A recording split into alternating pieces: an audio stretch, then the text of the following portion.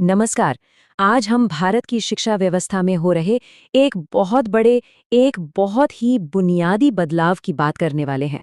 जरा सोचिए, 1.4 अरब लोगों के लिए पूरी की पूरी शिक्षा व्यवस्था को नए सिरे से डिजाइन करना हो तो कैसे किया जाएगा? ये सवाल बहुत बड़ा है और भारत इसी का जवाब दे रहा है एक नए एजुकेशनल ब्लूप्रिंट के साथ। देखिए, भारत में एजुकेशन पॉलिसीज तो पहले भी आई हैं, लेकिन 2020 में जो हुआ वो बस एक छोटा-मोटा अपडेट नहीं था। पूरे 34 इयर्स बाद एक ऐसा बदलाव आया है जिसे एनईपी 2020 कहते हैं, और ये हमारी शिक्षा की नींव को ही बदल रहा है। ये अब तक की सबसे बड़ी और सबसे महत्वाकांक्षी शिक्षा नीति मानी जा रही है। तो चलिए इन ब्लूप्रिंट्स को थोड़ा और समझते हैं। ये सिर्फ कुछ सरकारी कागज नहीं है, बल्कि ये वो आर्किटेक्चरल प्लान है, वो नक्शे हैं जो करोड़ों स्टूडेंट्स के सीखने के अनुभव को एक नया आकार देंगे। तो इस नई पॉलिसी में वो कौन सी चीज़ है जो सबसे पहले और सबसे साफ नजर आती है? वो है हमारे स्कूल के सालों का पूरा स्ट्रक्चर, जिसका एक तरह से पुनर्गठन किया गया है। हम सब ने 10+2 सिस्टम के बारे में सुना है, इसी में हम पढ़े लिखे हैं, है ना? खैर, अब वो सिस्टम बदल गया है।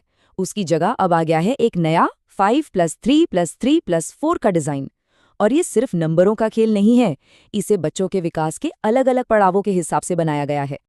आइए इस नए ढांचे को थोड़ा और करीब से देखते हैं। अब 3 साल की उम्र से ही बच्चे फॉर्मल एजुकेशन सिस्टम का हिस्सा बन जाएंगे। इसे मूलभूत चरण कहा गया है। मतलब अब जोर खेल खेल में सीखने पर होगा ताकि उनकी नींव मजबूत बने। फिर आता है प्रारंभिक, मध्य और माध्यमिक चरण, जो उम्र के साथ साथ सीखने के तरीके को और आगे बढ़ाते हैं। लेकिन बात सिर्फ ढांचे की नहीं है। एनईपी 2020 सिर्फ बाहरी स्ट्रक्चर को नहीं बदल रही, ये सीखने के पीछे की जो पूरी सोच है, जो उसका दर्शन है, उसे बदलने की एक बड़ी कोशिश है। अब जोर सिर्फ किताबें रटने पर नहीं है। इस नई पॉलिसी का मकसद ऐसे छात्र तैयार करना है जो सोचना जानते हों, जो असल जिंदगी की मुश्किलों को सुलझा सकें और जो क्रिएटिव हों। मतलब अब सिर्फ दिमागी विकास पर नहीं, बल्कि इमोशनल, सोशल और फिजिकल, यानी हर तरह के विकास पर ध्यान दिया जाएगा।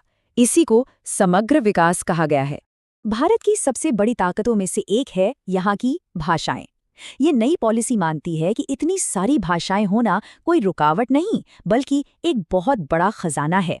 इसीलिए छोटे बच्चों को खास तौर पर उनकी अपनी मातृभाषा में पढ़ाने पर जोर दिया गया है, क्योंकि कोई भी बच्चा अपनी जुबान में सबसे अच्छा सीखता है। ये एक लाइन शायद पूरी पॉलिसी का सार बता देती है। लक्ष्य ये नहीं कि क्या सोचना है, बल्कि ये सिखाना है कि कैसे सोचना है। मतलब हम दिमाग में सिर्फ जानकारी भरने के बजाय दिमाग को सोचना सिखाना चाहते हैं, ताकि स्टूडेंट्स किसी भी विषय की गहराई में जाकर उसे समझ सकें, न कि सिर्फ रट लें। तो यहाँ एक सवाल उठता है, अगर सीखने का तरीका बदल रहा है तो फिर हम ये कैसे पता करेंगे कि कोई स्टूडेंट कितना सफल है? क्या वही पुराने एग्जाम और रिपोर्ट कार्ड काफ़ी होंगे? नहीं। इसीलिए ये पॉलिसी बच्चों के मूल्यांकन यानी असेसमेंट के तरीके को भी पूरी तरह से बदल रही है। अब सिर्फ नंबरों वाला रिपोर्ट कार्ड नहीं होगा, उसकी जगह लेगा 360 डिग्री प्रोग्रेस कार्ड।